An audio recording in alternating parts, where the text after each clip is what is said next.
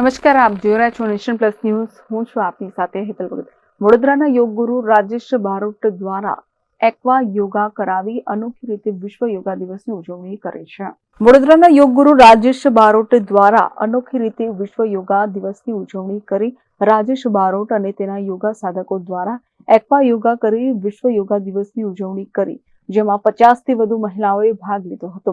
યોગ ગુરુ રાજેશ બારોટ જણાવે છે કે એક્વા યોગા ખૂબ જ સારું છે સ્વાસ્થ્ય માટે.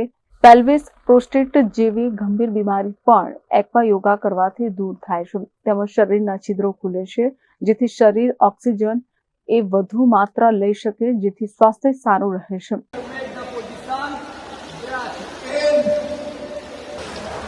Close the right nostril by the right hand. Yes, breath in by the left. And now close the book and the heart take the down.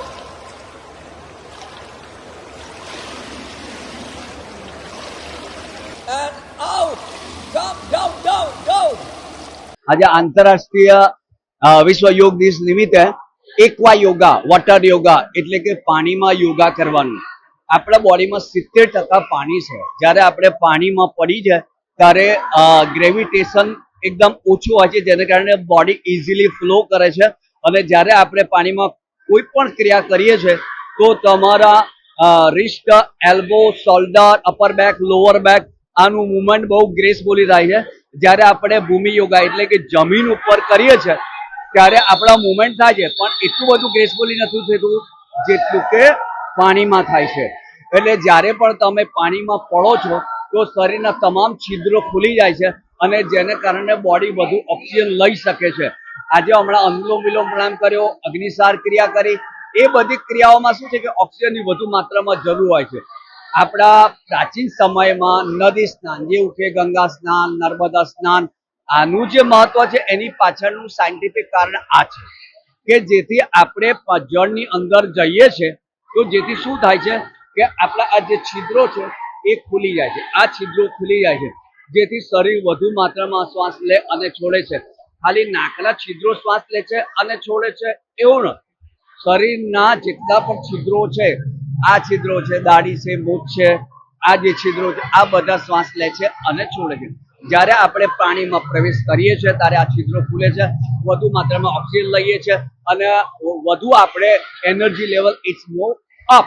અને જે લોકોને બેક પેઇન હોય, નેક પેઇન હોય, સર્વાઇકલ હોય, પછી પુરુષોમાં પ્રોસ્ટેટનો પ્રોબ્લેમ હોય, સ્ત્રીઓમાં યુટ્રસનો પ્રોબ્લેમ હોય, તો આ જલ યોગામાં આ તમારું પેલ્વિક ફ્લોર છે એ વધુ મૂવ થાય છે, જેથી કોકને એસિડિટી, ગેસ્ટ્રિક ટ્રબલ, કોન્સ્ટિપેશન થતું હોય, મૂળ દ્વાર બહુ બંધ થતું હોય, મળ દ્વાર વધારે બ્લોક થતું હોય તો આ ક્રિયાથી વધુ ઓપન થાય છે. અને દરેક વયના લોકોએ જલ યોગા કરવું જોઈએ, જેથી આપણે નિરોગી રહીએ અને વગર દવાએ તાજા અને સાજા રહીએ. તો આ દિવસે આપણે સૌ નિર્ણય કરીએ કે જેવી આપણી અનુકૂળતા હોય એ પ્રમાણે જલ યોગા કરવું જોઈએ અને શરીરને સ્વસ્થ રાખવું જોઈએ. વિશ્વ યોગા દિવસ નિમિત્તે એક્વા યોગાનો અનોખો નવતર પ્રયોગ તેમના દ્વારા કરવામાં આવ્યો છે અને લોકો વધુમાં વધુ આ પ્રકારના યોગા કરે તેવો અનુરોધ પણ તેમના દ્વારા કરવામાં આવ્યો છે. હું અહીંયા સ્વિમિંગ માટે આવું છું અને આજે વિશ્વ યોગા દિવસ નિમિત્તે આજે એક્વા યોગાની આજે પ્રેક્ટિસ કરવામાં આવી રહી છે, જેનાથી અમને લોકોને ઘણા બધા બેનિફિટ થાય છે. જેવી રીતે સરે કીધું કે 70% બોડી આપણું પાણીથી ભરાયેલું હોય છે અને લેન્ડ યોગા કરતાં એક્વા યોગા આપણને વધારે બેનિફિશિયલ છે અને આજે હું ખુશ છું કે હું આનો એક પાર્ટ છું. Thank you so much. હું 1 મંથથી જ એક્વા યોગા કરું છું, પણ એનાથી ઘણા બેનિફિટ્સ થાય છે. તમે મેન્ટલી, ફિઝિકલી બધી જ રીતે ખૂબ જ સારું એવું પ્રેઝન્ટેશન આપી શકો છો કોઈ પણ વસ્તુમાં અને તમારા ફિલિંગ્સ ને નેચર બધા ઇમ્પ્રુવમેન્ટ આવે છે. કેમેરામેન નવનીત પ્રમેય સાથે સત્યમ નવાશકર, નેશન પ્લસ ન્યૂઝ, વડોદરા. સમાચારોના સતત અપડેટ મેળવવા માટે અમારી નેશન પ્લસ ન્યૂઝની યુટ્યુબ ચેનલને સબસ્ક્રાઇબ કરો, બેલ આઇકન દબાવો અને જોડાયેલા રહો ફેસબુક, ઇન્સ્ટાગ્રામ અને ટ્વિટર પર.